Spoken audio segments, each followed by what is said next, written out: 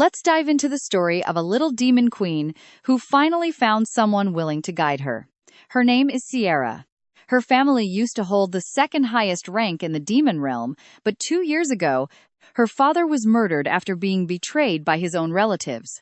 Consequently, all the heavy responsibilities of the throne fell upon the little girl at a very young age. Because of this, her family rank plummeted to 72nd place, and absolutely no one wanted to accept her offer to become her instructor. However, our main character, Nahan, finally accepted the position. His goal was simple: turn Sierra and her lineage into the most powerful and feared royal family in the kingdom. No one knew Nahan's true identity. In reality, he was an ancient demon and the most powerful being of his entire species. But nobody suspected this fact. When the rumor spread that the 72nd rank queen had a tutor, the other demon kings paid absolutely no attention to it. They considered both Sierra and her instructor to be insignificant and completely useless. However, one particular demon queen took an interest. After ordering an investigation, her assistant failed to discover anything about Nahan. This only served to spark her curiosity even more. She decided she wanted to meet him in person and discover what kind of man this mysterious, silent instructor truly was. She had no clue he would be her worst nightmare. Watch closely now, as we discover how our main character arrived in this world. In his past life on Earth, he used to be completely obsessed with a game called Evil Queen Maker. Everyone loved it, so the developers got excited and released a new downloadable content. Sadly, it failed completely and totally ruined the reputation of the game. Even so, our main character kept defending it, but when the story became an absolute disaster, he wrote countless reviews detailing how the creators had completely destroyed the game's narrative. One day, a strange system window appeared on his computer. Before he could even understand what was happening, his vision went completely dark. When he opened his eyes, he realized he was standing in an incredibly dark place. Above him hovered a mysterious entity speaking a strange language. In the very next instant, he stood before a colossal castle. The entrance looked strangely familiar to him. When he saw the family crest, he could not believe his eyes. He was inside the world of his favorite video game. Suddenly, a butler approached him and asked if he was the new instructor. The man introduced himself as Kane. This cleared up all his doubts, since Kane used the exact same words from the game. Kane bowed immediately. He had never expected anyone to actually volunteer to educate his young demon lady. I know what you're thinking. Yes, life gave him the perfect chance to rewrite that tragic destiny and create the happy ending he wanted. Inside the castle, a maid named Cecily was brushing the young demon queen's hair. The little girl felt extremely nervous because she was finally going to meet her new instructor in person. Shortly after, Kane knocked on the bedroom door to announce the tutor's arrival. The little queen composed herself quickly and sat proudly on her throne. Upon entering, he bowed respectfully and introduced himself as Nahin. He already knew exactly who she was: Sierra von Devada, the only daughter of the previous demon lord, who once held the second most important rank in the kingdom. But 2 years ago, a terrible war took the lives of her father and his most loyal demons.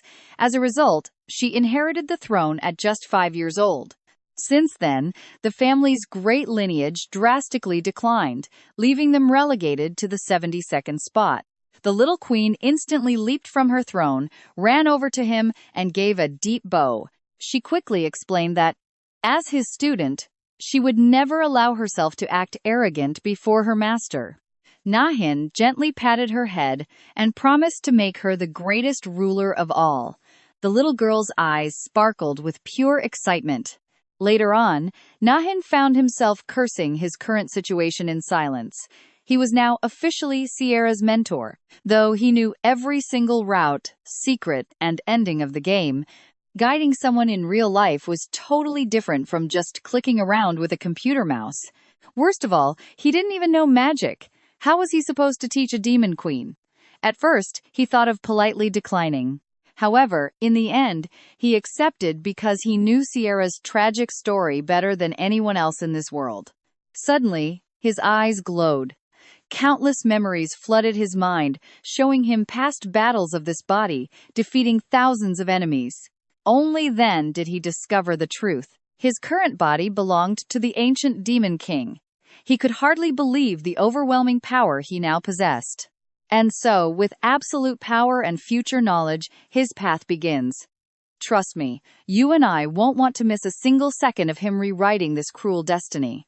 Let's see how this crazy news spreads across the entire kingdom. The 70th Demon King, Andromaeus, sneered, claiming that girl would never amount to anything, no matter what. The 69th King, Dantalon, only cared about whether there was any profit to squeeze out of this. Meanwhile, the 68th King, Decarabia, did not care about it at all. To them, it was just minor news, but others found it highly intriguing.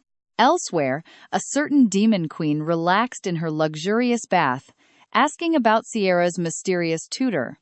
The servant reported finding absolutely nothing on him, but this only fueled her curiosity even more. With complete calm, she ordered him to prepare everything for her departure. She wanted to meet this master in person to uncover his true identity. The next day, Nachan held class outside instead of indoors.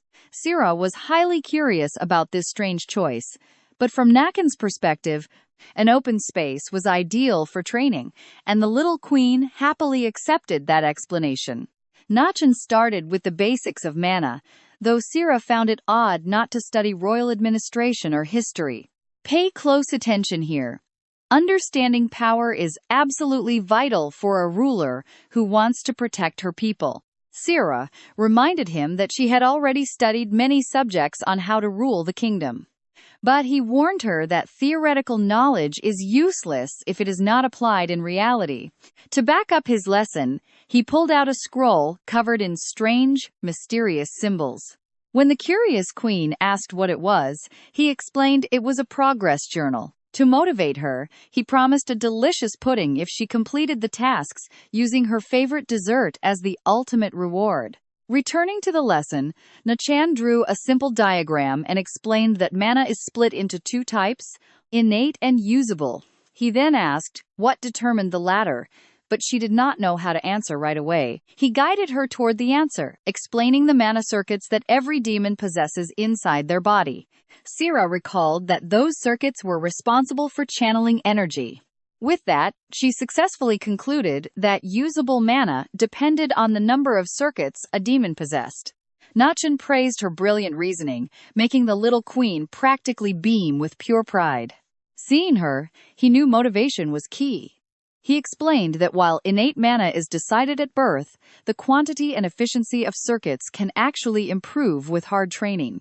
To prove his point, look at this! He unleashed an energy so brutal it shook everything, leaving the little queen completely in awe. Even Cain was highly impressed, silently admitting that, despite Nachan's mysterious origin, his immense power was very real. Inspired by this epic display, Sierra wondered if she could ever achieve something similar. Nachan assured her that with enough effort and dedication, that power would be within her reach. He reminded her that she carried the powerful blood of the Devat clan. Motivated by his trust, Sierra promised to train even harder. Later on, Sierra remained completely focused on finishing the difficult task Nakan had assigned to her. While walking through the grand castle, she crossed paths with Cecily, who greeted her with her usual enthusiasm. Right then, Sierra recalled some of her duties, and a sudden idea seemed to pop into her head. Mustering up her courage, she called out to the fox-eared maid. When Cecily encouraged her to speak, Sierra proudly showed off the journal and ordered her to clean immediately. This unexpected order left the maid utterly confused, since she was already busy cleaning. Sierra clarified that she wanted a magical cleaning, which made the request even more baffling. After looking closely at the scroll, Cecily recognized the journal Nachan prepared. Right then, she understood the true purpose of this task. He was teaching her to act like a true monarch, encouraging her to issue commands and connect with her people. Determined to support this valuable lesson, Cecily respectfully accepted the command and promised to carry it out. Sarah's eyes instantly sparkled with sheer excitement. That small achievement filled her with pure joy, and she skipped down the hallway, happily humming all the way back. When she arrived, she saw Nachan and Kane talking. She cheerfully announced her return, and her tutor praised her success. For her reward, he prepared a massive surprise. Any guesses? Come along with me to find out why he suggested finding a companion for the Queen's old plushie. This instantly thrilled Seer, making her eyes sparkle with excitement, though, unlike her, Kane looked incredibly tense. But that joy vanished in a heartbeat. A shadow crossed her face as she remembered something crucial, quietly dropping the idea. That sudden shift helped Nan understand what the real issue actually was. The Davida clan's finances were completely ruined, just like in the game. They could not afford any extra expenses.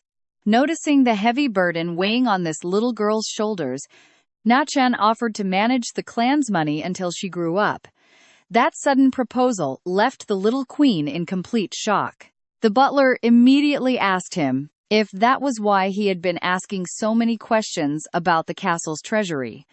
In response, Nan simply argued that everyone wanted to see their queen smile without worrying about something as basic as a new toy, completely disarming Kane. After a brief silence, he reluctantly admitted that the little girl's happiness was the most important thing in the world. Nan assured him that his proposal did not stem from a lack of trust. While he respected Kane's immense loyalty to the Davida clan, financial management happened to be his greatest specialty. And most importantly, he believed that Seer would eventually surpass every single demon king in the entire realm. Now, pay attention here. Hearing his absolute confidence made the little queen grab his sleeve with fierce determination. She trusted him blindly, and those sweet words only strengthened Nachan's resolve even further. A soft smile appeared on his face as Seer excitedly entrusted him with all of the castle's money. In return, he promised her that wealth would soon find its way back to the clan's treasury. Despite those encouraging words, Kane felt uneasy leaving such a massive responsibility in the hands of a newcomer. Following Nan's orders, she repeatedly released her mana to improve her control over it. Watching her progress, he was deeply impressed by the immense amount of energy she held inside. For someone considered the weakest demon queen, her innate talent was truly extraordinary. She only needed proper guidance to grow. After a grueling training session, Nachan decided to call it a day. The exhausted queen collapsed right onto the ground. She had massive mana, but her physical stamina was absolutely pathetic. Nan praised her hard work and let her know that the next phase of training would focus on endurance. Shortly after, Seer could be seen running happily through the garden, with her beloved plush bear in her arms. You might be wondering the same thing as Nachan, who curiously asked Kane why she cherished that toy so much. The butler revealed that the bear was a gift for her 5th birthday from Servan Devada. That clarified everything. Since her father died shortly after, the toy was one of her few remaining memories of him. Nachan quietly decided that the dark truth behind everything should only be revealed once she was ready to face it. But their conversation was cut short when a servant came running toward them in a massive rush. The newly arrived servant, named Meldon, urgently requested the head butler's immediate attention. He announced that a letter had arrived from the 71st floor ruler, causing Kane's face to darken with worry. However, Nachan remained unfazed, even though a single floor's difference in this world represented a massive gap in power. Since Seer ruled the 72nd floor, any contact from the leader of a higher floor was extremely serious. Instead of getting scared, Nan smiled with absolute confidence. This was the exact reaction he had been anticipating since he started making reforms within the Devada clan. Days later, the gates opened for a surprise guest as a highly luxurious carriage entered the courtyard, drawing everyone's attention. Nan closely observed the driver and immediately sensed that this man was far more dangerous than he appeared to be. The The mysterious figure was shocked to be detected so quickly, prompting Nachan to calmly call him by his name, Baphomet. That revelation completely stunned everyone present, including Cain and the palace servants. Baphomet found it amusing and asked how he had figured it out, but Nachan offered no real explanation. Seconds later, the royal guest stepped down from the carriage, a highly elegant lady appearing with the grace of a ruler. Her breathtaking beauty left all of the servants completely speechless, and trust me, her overwhelming aura completely froze the air as Nachan respectfully greeted Sitri, the 71st floor ruler. Come along with me as we watch Sitri praise his skill in spotting Baphomet, admitting he is no ordinary man. Nan replied that a regular person could never tutor the demon queen herself. Though both smiled with perfect politeness, their mutual distrust was absolute. Nan watched the tense conversation nervously, while Sitri questioned the real purpose behind his greeting. Meanwhile, Nachan reminded her she was on Siri's territory and needed a very good reason. It deeply annoyed Sitri that someone from a lower floor would treat her so lightly. But she hid her anger, pretending to have official business, earning Orbamet's silent admiration for her cleverness. By presenting herself as a neighboring ruler on official business, she secured her entry without sparking any unnecessary conflict. Satisfied with her answer, Nan apologized for being blunt and told Cain to guide the guests inside. Sitri left Baphomet outside, and pay attention here, because she immediately noticed the lack of servants inside. The mansion lacked the lively luxury you would normally expect from a noble residence.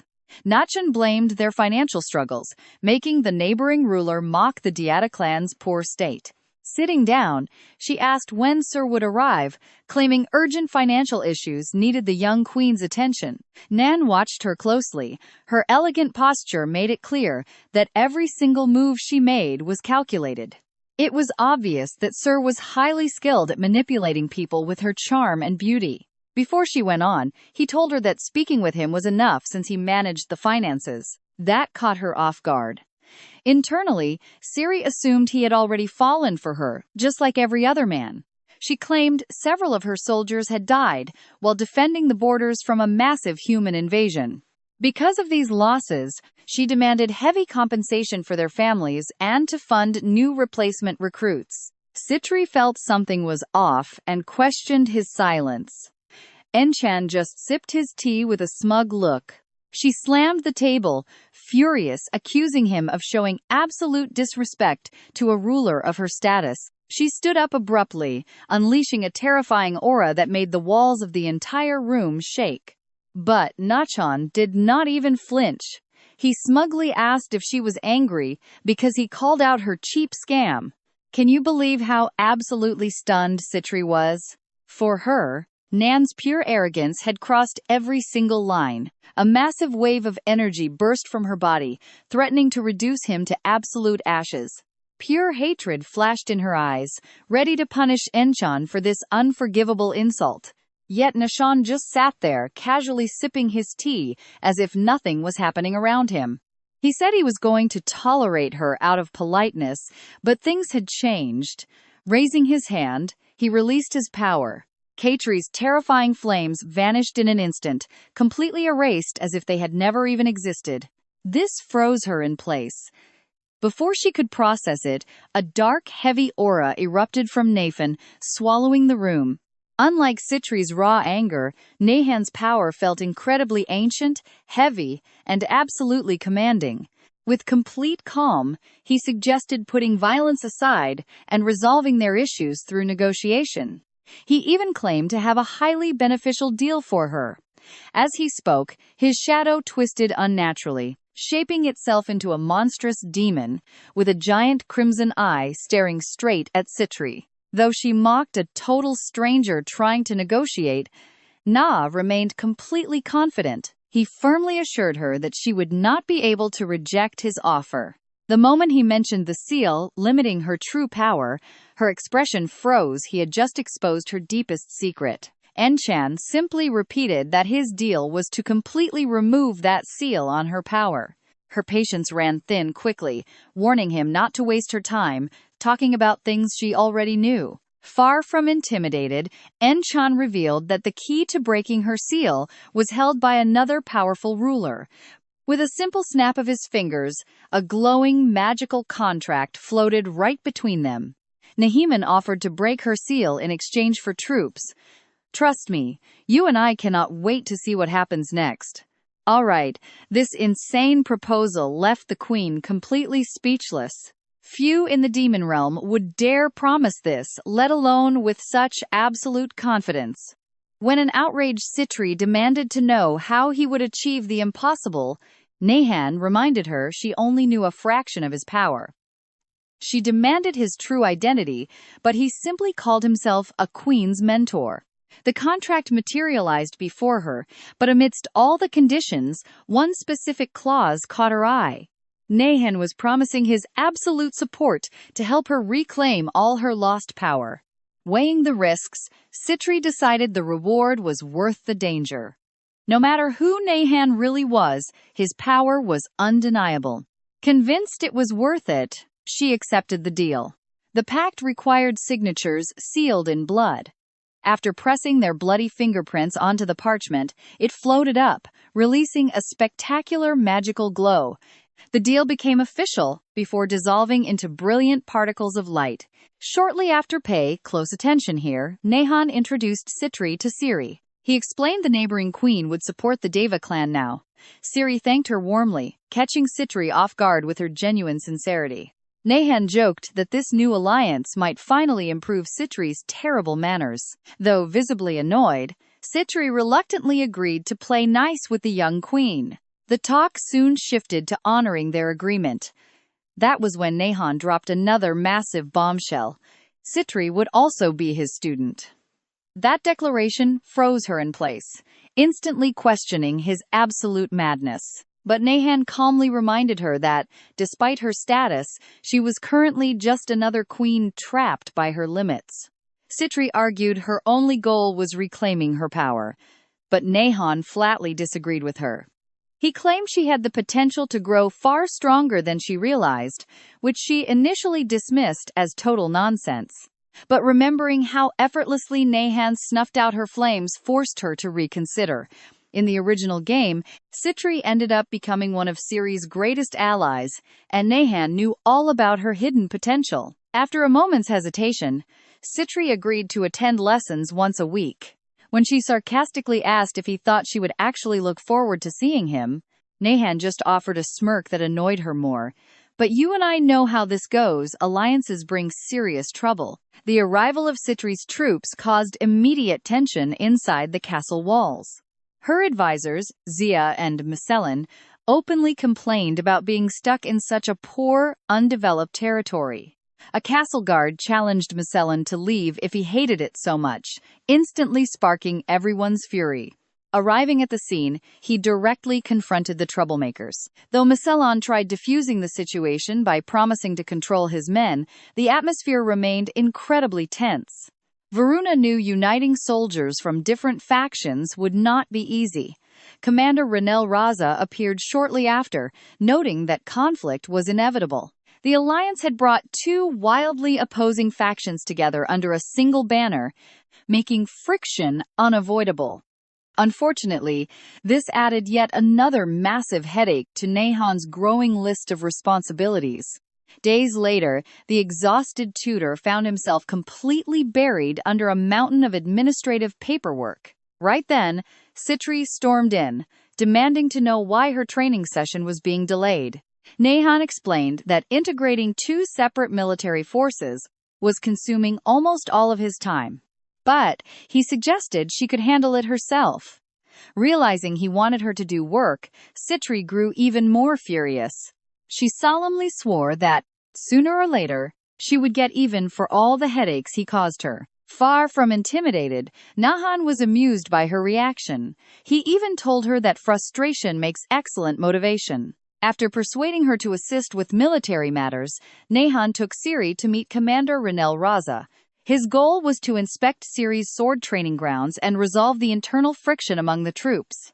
Varuna immediately challenged Nahan, openly doubting he knew anything at all about military leadership. The vice commander pointed out that maintaining discipline among so many different factions was no easy task. Nahon accepted the challenge with absolute confidence. He invited Varuna to watch closely. In the end, you and I will see if this tutor keeps his word. Shortly after, soldiers from both armies gathered in the field where two swords stood driven into the ground. Join me as we watch this crowd get completely confused, wondering what Nahon plans to do. Deep down, Nahon fully acknowledged Varuna's deep loyalty and skills. Yet he knew the vice commander's devotion belonged to Seer, and that unshakable loyalty was key to his plan. Approaching Magellan, Nahon introduced himself as the mentor of the 72nd floor queen, but the lizard man instantly accused him of stealing allies. Nahon provoked him on purpose, claiming he merely took in lost souls who desperately needed a guide. That snarky comment made Magellan burn with pure rage. Their simple handshake instantly turned into a brutal test of strength, and overwhelming pain ended up completely crushing the lizard man. Nahon coldly criticized his rude attitude, reminding Mion that the ruler standing before him was no longer Seatri. Placing a gentle hand on Seer's shoulder, Nahon shifted everyone's attention toward the young queen. Ensalon looked at her with disdain, briefly noting how incredibly tiny and harmless she appeared. Despite that, he stubbornly insisted that Citri was his only queen, but Nahon praised his loyalty instead of getting angry. Pay close attention here, because a single snap of his fingers unleashes terrifying mana. All of Citri's soldiers fell to their knees under the immense pressure, forcing even a resisting Magellan to submit. From a distance, Varuna watched in absolute disbelief at the colossal power Citri's tutor was unleashing. Nahon made it clear he didn't need followers who refused to obey, offering them one final choice: keep clinging to the past and get left behind, or trust completely in a new future. Magellan insisted his loyalty belonged to Citri, and he wouldn't break his oath, but Nahon only smiled.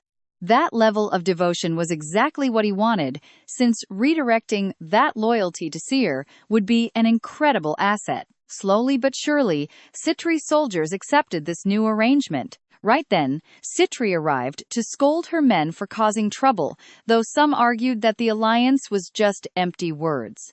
Citri silenced them. Is just a flaning, just alliance shaped the future of the 71st and 72nd floors.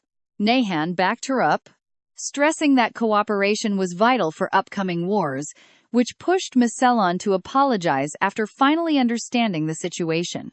Citri corrected him by asking one simple question, and after a brief hesitation, he struck his chest, proudly swearing loyalty. You saw that, right? Instantly, Citri's soldiers copied his movement. Together, they proclaimed themselves warriors of Queen Seer, leaving the tiny ruler absolutely stunned. Even Varuna was shocked by this sudden turn of events, while Nahon looked at Citri with deep satisfaction. Realizing the alliance had already proven its worth, Citri gave an excited thumbs up, and her master returned the gesture. With military matters settled, Citri demanded her promised training, and Nahon agreed, ready to begin. However, before he could take even a single step, Seer grabbed his hand and refused to let go. No matter how much he tried to reason, the tiny queen stubbornly resisted, cutely puffing out her cheeks. Sensing it was another childish tantrum, Nahon picked her up in his arms, leaving Citri completely dumbfounded. Ignoring her confusion, Nahon kicked off the lesson as a dark, suffocating aura completely flooded the training grounds. He explained to Citri that her goal was incredibly simple: land just one direct hit on him. The challenge instantly enraged her, and to top it off, Nahon claimed this was vital for her growth. The second Citri tried to strike, the crushing pressure of his mana violently blasted her backward. Nahon revealed he was far stronger than her, even before that seal had weakened her powers. He dared her to overcome his aura and break free, but she struggled desperately, unable to move. As she endured the heavy pressure, Nahon quietly reflected on the immense value of powerful allies. He kept teasing her to give up if it was too hard, which only fueled her fiery determination. In short, he saw this as a hidden benefit. Enduring these brutal conditions would naturally expand her mana pathways to accelerate her growth, even as Satu pointed out that the young queen was really struggling. Nehan nodded, explaining that this training was meant to be harsh. He warned her that she would face the same process one day, but urged her not to rush her development. After all, at her current age, forcing her limits will only bring disaster later on, don't you think? Let us watch how Citri absolutely refuses to back down, ignoring every single warning. She keeps pushing through that crushing pressure, determined to land just one solid hit before today's brutal training session finally ends. Watching her fierce resolve, Nehan remembered exactly why she earned the rank of number 12 among the powerful demon lords. Her ability to adapt was truly incredible. Not wanting to be left behind, Seer eagerly stepped up to ask for her own lesson. Nehan hesitated at first, but the pleading look in her eyes completely shattered all of his remaining resistance. Unable to say no, he agreed to show her some advanced magic reserved for much later. As Nehan released a controlled wave of mana, Citri immediately sensed the shift and wondered what he was planning. The crushing weight pressing down on her vanished instantly the moment he told her to take a quick break. Turning his attention to Seer, he asked what she remembered from their previous lessons. She thought for a second, recalling external mana. Nehan gently encouraged her to explain further. Seer tried to remember how to gather environmental mana, hesitantly suggesting it might answer if you simply asked it for help. Watch closely now, because to her utter shock, he actually approved. Even though she admitted she had never spoken to Mana, Nehan assured her that communicating was not actually that hard. Raising his glowing hand, he released a soft, gentle stream of mana into the surrounding air. He explained that mana acts like a friend, meaning it is much easier to attract when approached with warmth rather than force. Through this connection, a mage borrows environmental power to cast spells far stronger than what their own reserves would ever allow. Completely thrilled by the concept, Seer eagerly offered to try it herself. Filled with determination, she reached out her hand and focused, as tiny threads of mana slowly wrapped around her fingers. Watching from a distance, Citri stared at the scene in utter disbelief. Nahan calmly guided the little queen, encouraging her to expand her senses, and the mana responding to her was absolutely incredible. Even Citri found herself wondering if such a massive power could truly belong to a young child. Her expression grew serious as she realized that securing the alliance between their floors was now more critical than ever. Nehan then instructed Seer to gather and focus the mana. Following his guidance, she drew the energy in, feeling a strange sensation as Nehan explained she was sensing the world's very flow. Once she got used to it, channeling that external mana would become as natural as breathing. Now, let's watch closely as she tries to visualize a bright, burning flame. To demonstrate, Nehan materialized a tiny, burning skull of fire right above his fingertip. Right as he was about to continue, Citri stepped forward, demanding to know what kind of magic he was teaching. She instantly recognized it as ancient magic, a lost art, while Nehan playfully acted surprised by her clever deduction. When Citri demanded to know how he mastered such lost techniques, he cleverly dodged the question, shifting the focus back to Seer as the little queen closed her eyes to concentrate. Following his instruction, she pictured a tiny ember, and a modest flame instantly flickered to life over her open palm. While it looked less dramatic than his flashy trick, the result was incredibly well controlled. Seer stared at the flame in awe as Nehan praised her, patting her head and noting that mastery takes serious practice. Citri, however, was currently hyper-focused on a completely different detail. She demanded that he teach her ancient magic too, but Nehan flatly refused, pointing out he still did not trust her.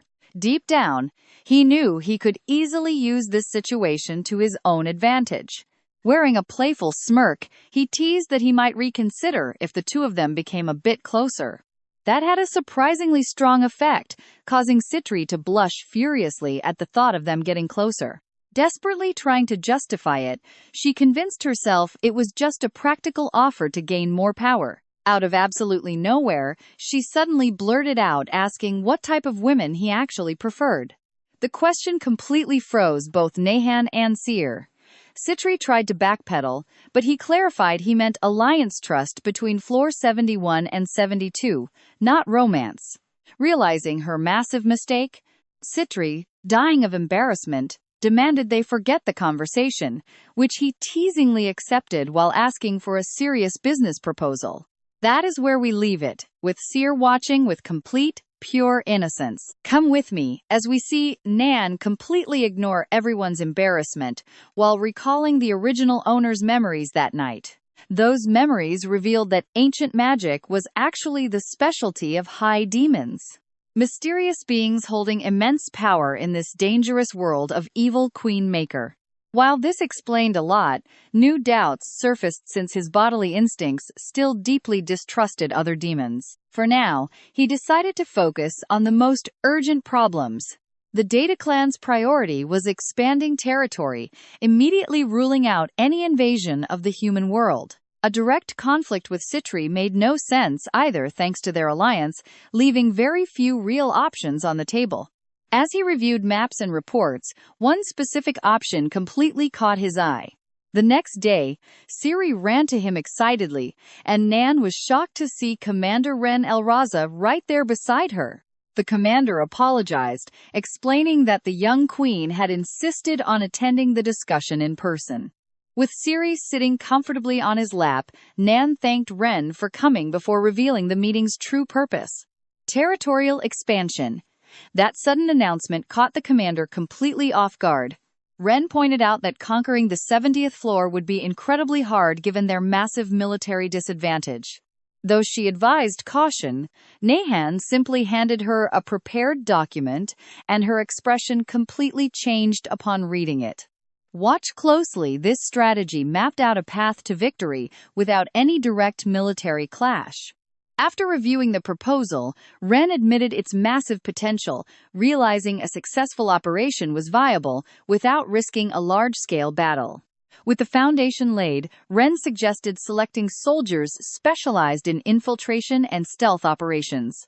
However, she feared that tensions among the newly merged troops would cause serious issues. Nahan brushed it off, trusting that after everything they'd been through, the soldiers would follow orders without hesitation. To avoid friction, he proposed creating an independent legion dedicated solely to the new recruits. Ren doubted if this force would be loyal to Siri, but Nahan explained that loyalty isn't won just through authority.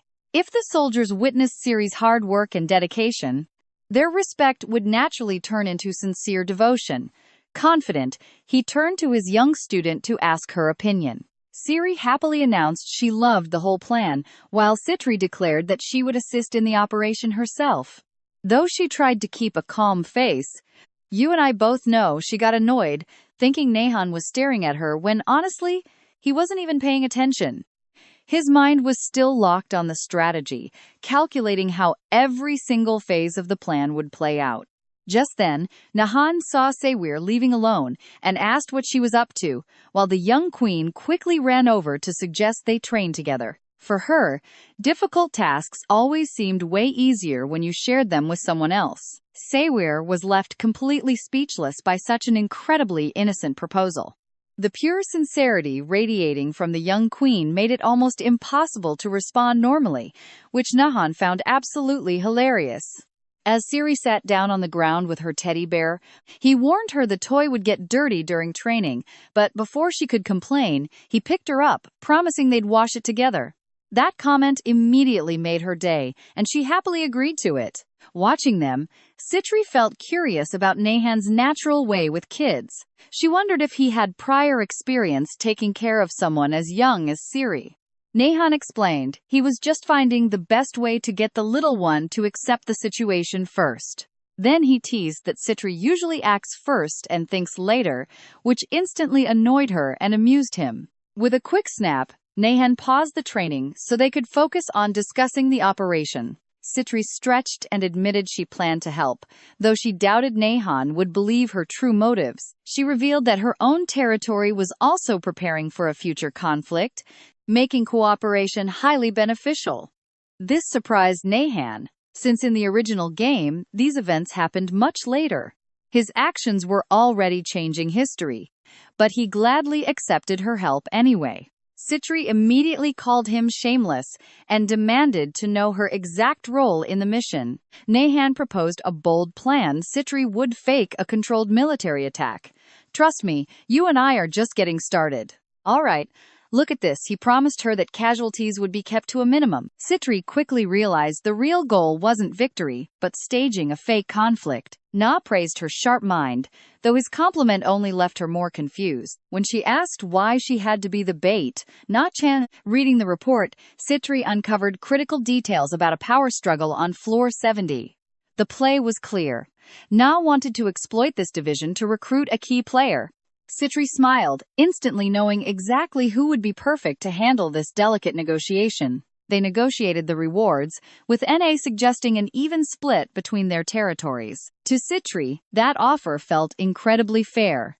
Na reminded her that a solid alliance is worth far more than short-term profits. He even teased her lingering doubts before letting her make the final call, but the cozy chat ended when An unleashed his terrifying dark aura. Don't blink. Citri was almost completely paralyzed by that crushing pressure. Na ordered her back to training, leaving her to grumble while enduring another of his brutal lessons. A bit later, Seer's beloved teddy bear was freshly cleaned, looking practically brand new. Overjoyed by the result, the little queen ran through the castle searching for Na-chan. When she found him, she proudly showed off her restored friend. He scooped her up, happily listening to her celebrate its brand new look. But as he looked closer, he caught a very subtle change in her hair. When he asked, a nearby servant stepped up to explain a unique trait of her bloodline. Her race actually stored mana in their hair, a shocker, since that detail never existed in the game. According to the servant, Sir Von Devada's hair turned blood red from the massive amount of stored mana. Connecting the dots instantly, Na-chan realized Seer could cast high-tier spells, but unlocking that immense potential required a specific condition. So yeah, think about it. She had to train by absorbing outside mana while he cradled the tiny queen in his arms. Na-chan then asked where they could locate Commander Ren El-Raza right now. Over in the floor 70 territory ruled by Lord Andromelius, mysterious figures slip quietly through the shadows of night. A masked scout kept watch from a rooftop before signaling the rest of the squad. The team moved in instantly, taking down guards in total silence as they pushed toward their goal. Among the strike force were Commander Ren El-Raza, Sub-Commander Varuna Mezzalon, and elite soldiers from both factions, with one whispering that everything seemed way too quiet.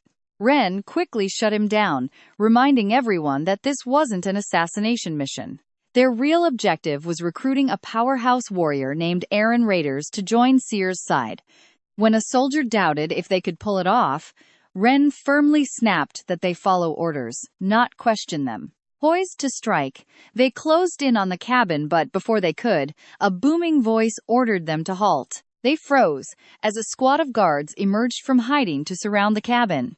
Just looking at their stance, Ren knew instantly they were highly trained battle veterans. Then, a massive horned demon stepped out, calmly puffing his pipe, and introduced himself as Akon Raiders. His piercing gaze sized them up, demanding to know who was in charge.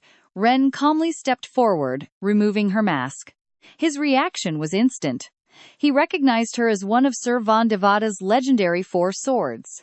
But Ren calmly dismissed the title, since to her, that legacy belonged strictly to the past. Now, she was Queen Seer's blade and nothing else. That bold statement instantly grabbed Akon's full attention. If a legend like Ren El-Raza swore total loyalty to Seer, this queen wanted far more than mere survival. Akon quickly deduced Seer's true play. She was planning to conquer the entire 70th floor.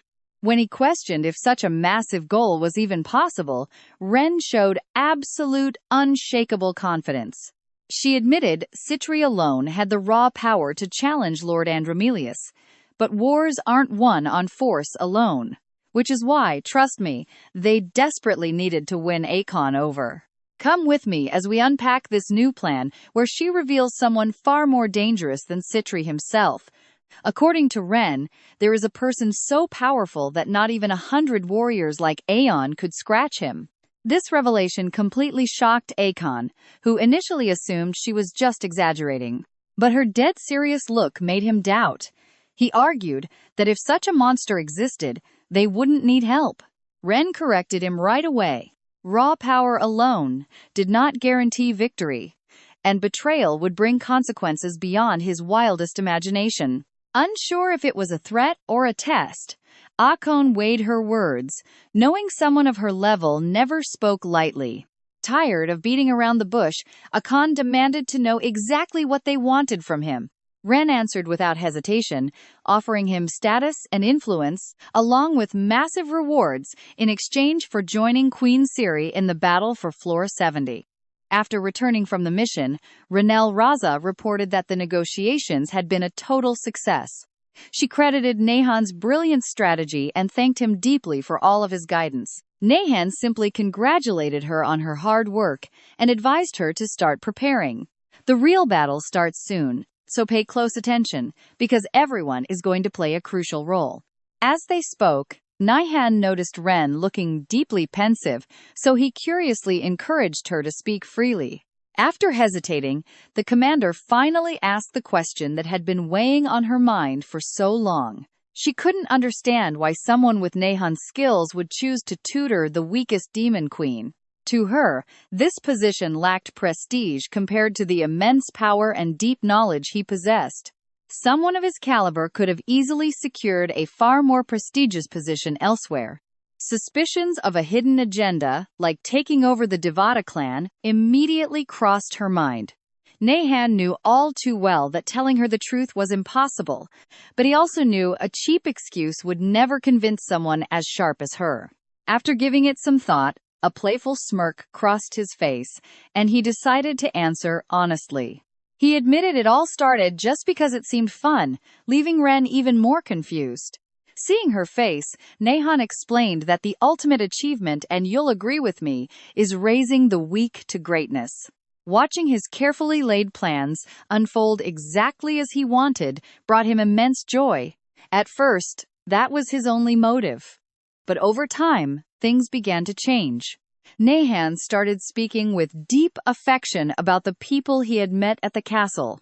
He praised Ciri as the sweetest demon queen, and called Kane a loyal, highly dependable strategist. He lauded Leah's internal management and acknowledged the incredible dedication of Cecily and Chef Mark. Even Varuna got praise, though the sub-commander was stubborn and rebellious. His loyalty and skill were undeniable. Finally, Nehan turned his full attention toward Ren herself. He called her strong, beautiful, and deeply loyal, leaving the commander completely flustered by the compliment. Ignoring her reaction, he kept explaining how much he genuinely enjoyed being by their side. Living alongside them in person was infinitely more valuable than just watching them like a game.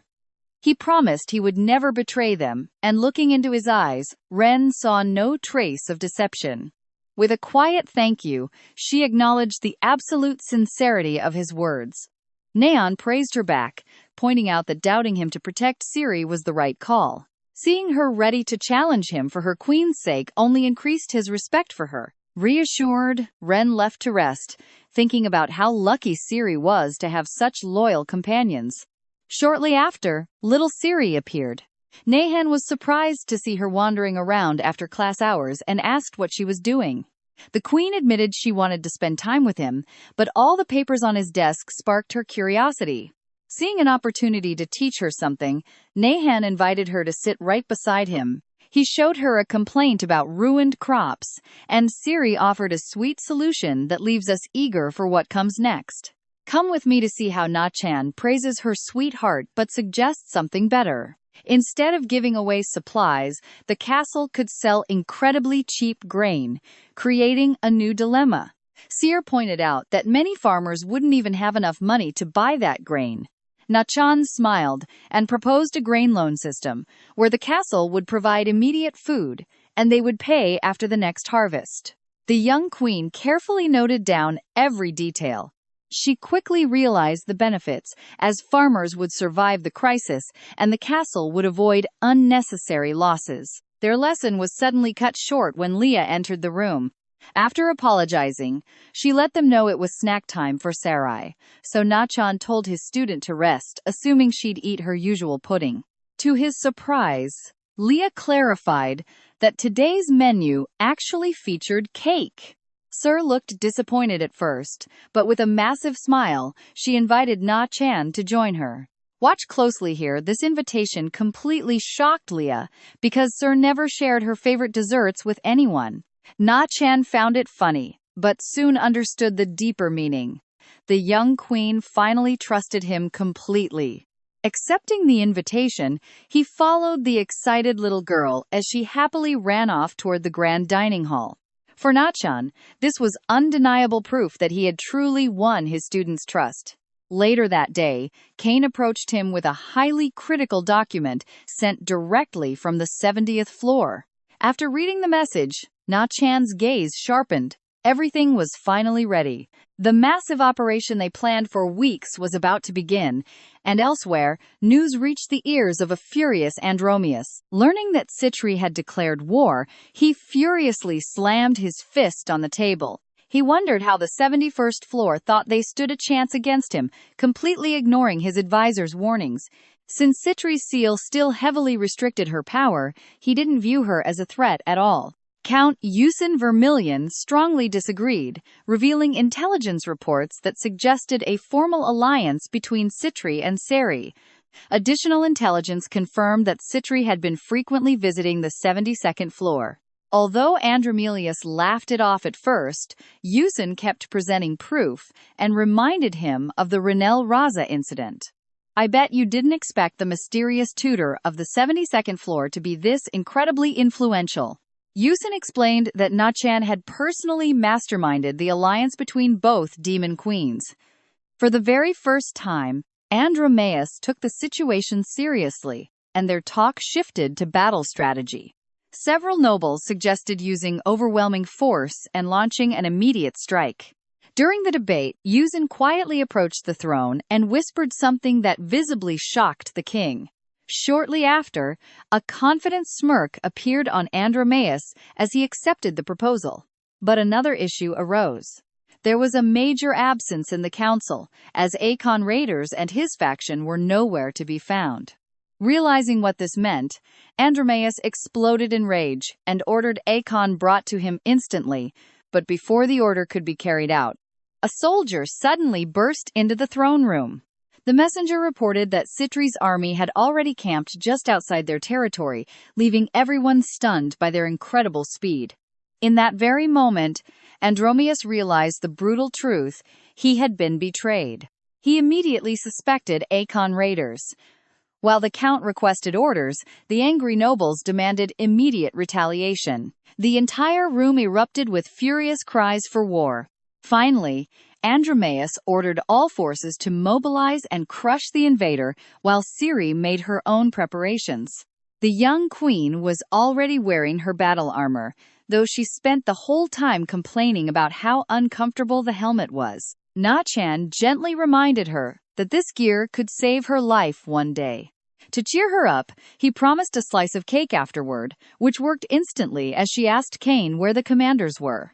After getting her answer, she prepared to set off. Kane wished them the best of luck as they headed toward the massive nearby portal, where they found Varuna overseeing everything. The sub-commander explained that Citri had provided a temporary portal connected directly to the 70th floor. Na-chan examined the magical structure, harshly criticized its poor quality, and ordered everyone to start marching. Carrying Seri in his arms, he crossed first, followed by his troops. Stick with me to see what happens next. All right, you and I are about to watch Demon King Andromaeus' elite squad guard a seemingly abandoned castle. Seeing so few defenders, the soldiers assumed their enemy was foolish, but Commander Duncan knew better than to underestimate them.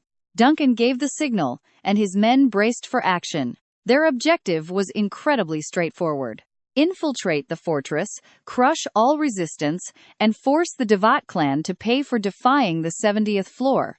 Upon arrival, Varuna expressed deep concern about leaving their own home practically undefended. With the elite Tibetus unit of Andromaeus lurking nearby, an assassination attempt was highly likely, a threat that Nahon immediately confirmed. Yet instead of worrying, he confidently declared that the surprise attack would fail, and he was absolutely right.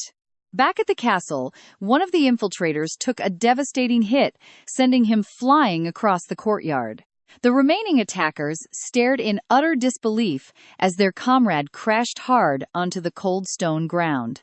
Commander Duncan struggled to understand what on earth just happened. The butler casually held the unconscious assassin by the scruff, as if carrying a light suitcase. With an imposing glare, he calmly remarked that he didn't recall inviting guests, leaving Varuna wondering how Nahon predicted everything. The tutor simply replied that there are some things that are impossible to hide forever. Look closely now, another assassin crashes right through a castle window. Cecilia appeared shortly after dusting off her hands, letting Kane know her area was completely secure. Leah reported neutralizing 2 intruders, and even Mark the chef joined in, dragging a defeated assassin from his kitchen. The chef grumbled that a pesky little rat had dared sneak into his kitchen. Reports confirmed not a single servant was harmed, though the invaders certainly couldn't say the same. Nahon pointed out that the Queen's staff weren't ordinary servants, as each possessed terrifying combat power. The castle's apparent vulnerability was mere bait, and Varuna admitted she initially disliked Nahon. Despite that, she could no longer deny the tutor's sheer competence. Asking for commands, the vice commander prepared for the next phase, but Nahon corrected him immediately. He reminded him that his loyalty belonged not to a tutor, but to the 72nd floor's demon queen. Catching on, Varuna looked directly at Cyril to request that the orders come from her instead. The young queen handed authority back to Nahon, who accepted and ordered Varuna to reinforce Commander Ren El Raza. Curious about their destination, the young queen softly asked where they were heading next. You and I can see how thrilled she is when Nahon reveals they are visiting Citri. Elsewhere, Citri observed the battlefield while his advisor warned him that Nahon was becoming far too dangerous. The advisor suggested taking swift precautions before the tutor's influence grew any further. Citri dismissed the idea, warning him that a single mistake against Nahon would be fatal, as their own role was simple: secure their share of the spoils and leave the rest to him. Just as a massive explosion erupted in the distance, Citri watched the rising smoke, remarking that the operation had begun with spectacular flair. At that exact moment, Demon King Andromaeus received the grim news that the rebels had launched their assault. Furious, Andromaeus refused to retreat, declaring that, if the traitors wished to challenge him, he would personally crush them. Moments later, a brilliant blue beam tore through the heavy darkness of the night. The blast struck the throne room with violent force, but Andromaeus smiled at the sheer perfection of it. Commander Ren El Raza marched into the ruined throne room with her vanguard forces. Without hesitation, Andromaeus ordered his guards to kill the intruders, while she drew her blade, mocking the poor hospitality of the 70th floor. The Demon King glared at the rebels, mocking their reliance on one of the ancient 4 swords. Confident in his supremacy, Andromaeus vowed to execute the traitor, but before he could react, she lunged forward, slicing down several guards. The Demon King himself lunged straight after her, calling Ren arrogant, and proclaiming that he would personally test if her reputation was real. The brutal impact forces her back, but trust me, you and I are about to see an unforgettable counterattack. Let's dive in and see the moment Andromelius finally admits she truly earned her legendary reputation. Count Yusin Vermilion watched in absolute horror as the Demon King impaled his ally with one single, brutal blow. The entire battlefield fell completely silent, and even Ren was utterly stunned by such sheer cruelty. A wicked grin spread across Andromelius's face as he declared that the real fight was only just beginning. The noble's body contorted violently as a massive hydra erupted. Without a second thought, Andromelius ordered the beast to attack. Obeying instantly, the monstrous hydra charged directly toward the allied forces. Far from there, Citri asked Neon why he suddenly appeared, and the tutor calmly replied that he came to see her. When asked if Ren and the others could hold their ground, Inchan replied they would manage with just a little help. Before leaving, he handed Ciri over to Citri, leaving the Demon Queen completely baffled by his sudden, strange action. Inchan explained that bringing the little queen to battle was far too dangerous. He offered her a toy, but she remained restless. Pay close attention here. Enchan's expression suddenly turned dead serious as he sensed something incredibly strange. The rising aura on the battlefield did not belong to this world. What had appeared far exceeded his wildest expectations.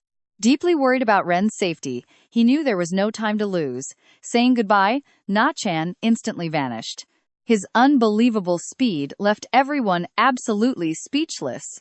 Even Citri began to wonder just how powerful he truly was. When an advisor tried to speak, she silenced him immediately. For Citri, this entire situation was a massive test. Until Nan returned, they had to treat Ciri with absolute utmost respect. Meanwhile, the little queen remained completely oblivious to the tension. She simply hugged her new toy, happily admiring the gift.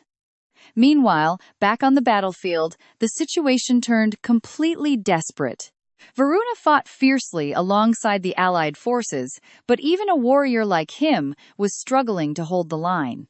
A brutal strike slammed him into a wall before another blow sent him flying. Nearby, Ren faced off against the Hydra. The commander quickly realized that the power radiating from this creature easily rivaled that of a demon king. I know what you're thinking, but as the Hydra lunged forward, Ren truly felt like her journey was ending. Closing her eyes, she silently apologized to Queen Seer. But right at that moment, a brilliant light suddenly appeared. Suddenly, Andromaeus himself was lying defeated on the ground. The Demon King looked up in utter disbelief, demanding to know who overcame him. Without replying, Na just sat down on the throne with complete and total calmness. The sight froze everyone in their tracks. With cold indifference, Nuchon ordered Andromelius to surrender right then and there. The defeated ruler could not understand a thing. The overwhelming aura radiating from Inchan felt strangely, deeply familiar. It heavily reminded him of the crushing presence possessed only by a first-rank demon king. Even with Inchan holding him by the throat, Androius could not comprehend why someone this strong backed such a weak faction. The tutor silenced him instantly. Desperate to survive, Androius offered him boundless wealth, massive influence, and control of his armies. He promised him anything his heart desired, but the tutor rejected every single offer. His true goal was far greater. With his eyes flashing in a sinister glow, Inchan revealed he was aiming for the absolute peak of a demon king. In that very moment, Andromalius realized why Inchan chose the Data clan, and he could only laugh in bitter defeat. To him, victory justified any means. Na remained entirely unfazed, and his blade flashed forward in one swift strike. The battle was over. Standing before the fallen king, Inchan declared the end of the war and demanded immediate surrender. News quickly swept across the entire battlefield that Andromaeus had finally been thoroughly defeated. All resistance collapsed instantly. In her tent, Katri was stunned by how incredibly fast it ended. But after a moment, she realized the outcome made perfect sense as she recognized her master's distant voice with a wave of deep emotion. Meanwhile, Ren apologized for not winning the fight on her own, but Inchan gently eased her worries. It had been a long time since she had faced an opponent of such an overwhelming level. What troubled him was that the Hydra's aura felt like a dragon, something that never appeared in the original game. This discovery worried him. Still, the overall operation was a massive success. McCann told Ren that Citri would take all the credit, and she understood the brilliant strategy instantly. While the others cleaned up the area, Machan prepared to depart for his next obvious destination. And trust me, heading back to camp with Syrah, Citri could hardly believe how easily this war had ended. Sierra announced that her master was returning, but absolutely no one understood how she knew. All right, let's jump into this. Nahan showed up exactly as predicted, asked if they had fun, and gently patted Siri on her head. He then tossed a bag over to Citri. Catching it, she asked what was inside, and the answer completely shocked her. Sitting right inside that bag was the head of Demon King Andromelius. Nahan told her to claim all the credit. Since they were allies, boosting Citri's standing would benefit them both massively. Back at the Castle of Data, Kane was repairing the main gate when a blue portal suddenly opened in the Grand Hall. The victorious group stepped through. Kane immediately apologized for the messy state of the castle's entrance. Nahan simply praised the servants for defending the castle during the raid, and then he dropped another massive, unexpected bombshell.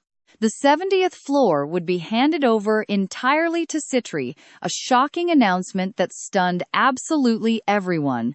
Kane immediately questioned the move, pointing out they were giving up both the fame and glory of their triumph. Nahan stood firm. The 72nd floor simply lacked the resources to openly govern any more territory right now. By letting Citri take the win, they secured a powerful ally while successfully keeping a very low profile. Plus, Citri still needed to prove her true strength to the demon realm. That's when Kane finally understood everything. Now watch closely. Here, Nahan wasn't giving anything away, he was investing. As they walked up, Kane asked one final question. How was he so certain that the Akon raiders would agree to cooperate with them? Nahan quietly admitted luck played a part, though he actually just remembered the game's events. This only made Kane believe his tutor was even more extraordinary. Now more than ever, he felt that Queen Siri absolutely needed Nahan by her side. Later, as they walked down the hallway, Nahan reminded Siri that she was the true ruler of the Data clan. The young queen flashed a bright smile, saying that learning from him was so much fun. Seeing her enthusiasm made Nahan feel genuinely satisfied. His methods were clearly working. But just as he got ready to tackle paperwork, Siri grabbed onto him tight and refused to let go. Luckily, Cecily showed up and gently reminded them both that even the hardest workers need to take a proper break sometimes. Inspired by the idea, Siri immediately invited her beloved teacher to join her for a quick nap. Nahan looked at her pleading eyes and realized resistance was completely futile. Accepting defeat, he agreed to rest a bit before returning to work. Back in Siri's bedroom, Leah greeted them both with a respectful bow. Nahan immediately asked her to prepare some hot tea for the young queen before shifting his attention to the maid herself. Did you catch that little detail? He noticed her condition and asked if she was hurt, making Leah blush slightly. She assured him she was completely safe, having escaped the sudden castle raid without a single scratch. Satisfied, Nahan nodded. Leah quickly realized he had already figured out absolutely everything that happened during the fierce battle at the castle. Afterward, Nahan gently tucked Siri into her bed. The little queen immediately worried, asking if something had happened to Leah, but Nahan softly denied it, assuring her that everything was perfectly fine. Pulling the blanket over her shoulders, he wished her sweet dreams as she tightly hugged her favorite teddy bear. However, Siri wasn't ready to let him leave. She grabbed Nahan's hand, insisting that he stay right there in the room with her. Seeing this, Nahan wondered if her attachment was due to losing her father, or if she simply felt incredibly safe by his side. In the end, he agreed to stay right there until she drifted off into a deep sleep. News of the 70th floor's defeat quickly spread across the entire demon realm. On another floor, Demon King Dantalion learned that Andromelius had fallen and Citri had emerged victorious. One of his commanders suggested that the alliance between the 71st and 72nd floors caused this very outcome. Minister Alvis warned that Dantalion's own territory might be their very next target. The situation was dire. Andromelius was stronger than Dantalion, yet he still fell. Staying idle was no longer a viable option. After analyzing the situation, Dantalion ordered an urgent letter prepared for the ruler of the 60th floor. And that's where we leave things today. Meanwhile, back at the Castle of Data, Leah finally returned with the hot tea. Stepping into the room, she completely froze in shock. Nahan and Siri had both fallen asleep.